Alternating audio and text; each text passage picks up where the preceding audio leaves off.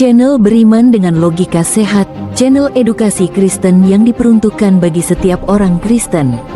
Salam saudara, puji nama Tuhan. Kembali kita berjumpa dalam tayangan edukasi Kristen, tayangan yang dikhususkan bagi kaum Kristiani. Saudaraku, dalam tayangan kali ini kita akan belajar bersama-sama tentang waktu, saat, kairos, kronos, dan hora harus dipahami dengan benar. Kata kairos merupakan istilah Yunani kuno yang merujuk pada kesempatan, musim, atau waktu yang ideal. Kata Yunani lain untuk waktu yaitu kronos, sebuah rangkaian momen yang disebut kronos yang menekankan lama waktu.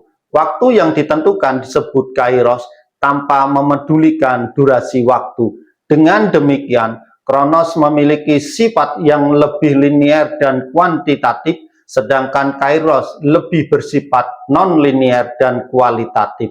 Selanjutnya, terdapat kata hora yang diterjemahkan dalam bahasa Indonesia dengan kata saat yang sepadan dengan kata Ibrani atau Aram sa'ah. Dalam naskah Yunani di sini kita menggunakan kata kairos yang dimana oleh sebagian teolog kata kairos itu ditafsirkan sebagai waktu Tuhan.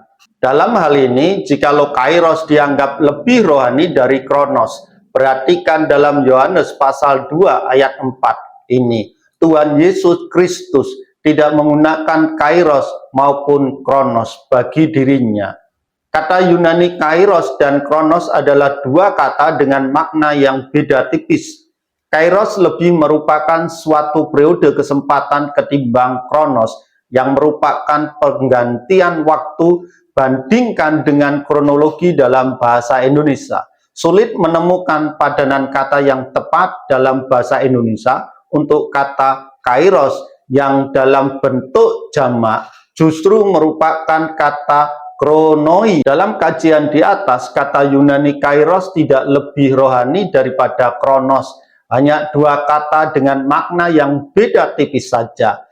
Alkitab memanfaatkan istilah kairos dan kata sejenisnya sebanyak 86 kali dalam Perjanjian Baru.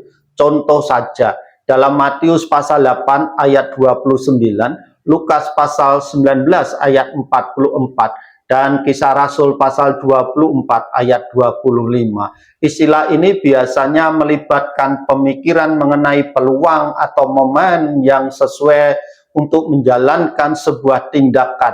Saat kita menggunakan waktu, kita memanfaatkan kairos yang diberikan kepada kita.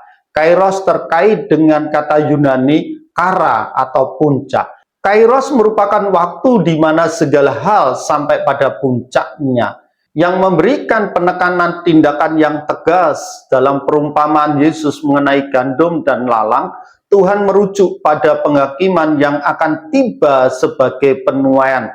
Pada saat itu, kairos, aku akan berkata kepada penuai, kumpulkanlah terlebih dahulu lalang itu, dan ikatlah dalam berkas-berkas untuk dibakar. Setelah itu, kumpulkanlah gandum itu ke dalam lubungku. Matius pasal 13 ayat 30. Dengan memakai kata kairos di sini, Yesus menegaskan bahwa hari penghakiman adalah waktu yang sudah ditetapkan, dan saat itu akan terjadi hal-hal tertentu yang sesuai dengan hari tersebut. Ada waktu yang ditetapkan untuk kelahiran Yohanes Pembaptis, Lukas pasal 1 ayat 20. Tuhan berjanji untuk memberikan imbalan kepada hamba-hambanya waktu yang tepat, Lukas pasal 12 ayat 42. Yesus memprediksi bahwa Israel akan diadili karena engkau tidak mengenal saat dan kapan Allah melawatmu. Lukas pasal 19 ayat 44. Penekanan ditambahkan dalam kasus hal ini.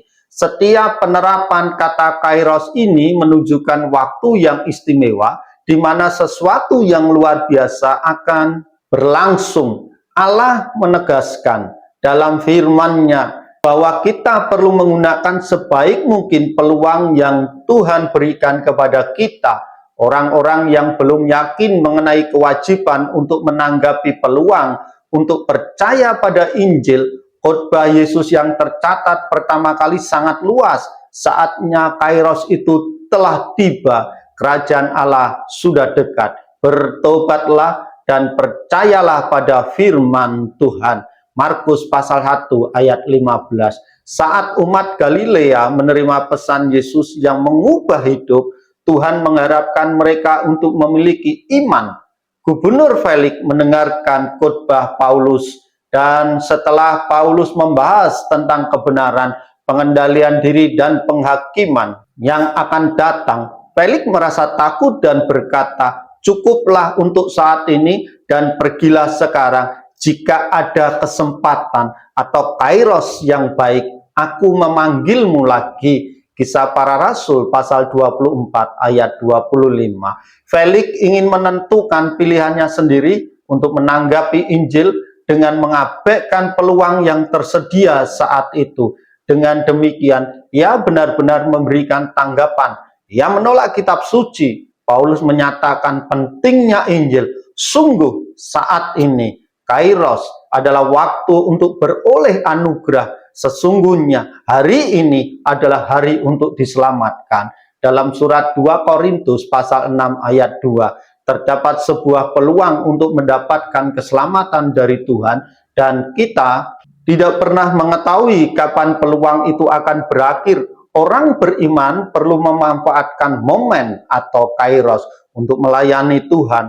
Oleh karena itu, selama ada kesempatan untuk kita, marilah kita berbuat baik kepada setiap orang, terutama kepada sahabat-sahabat seiman kita.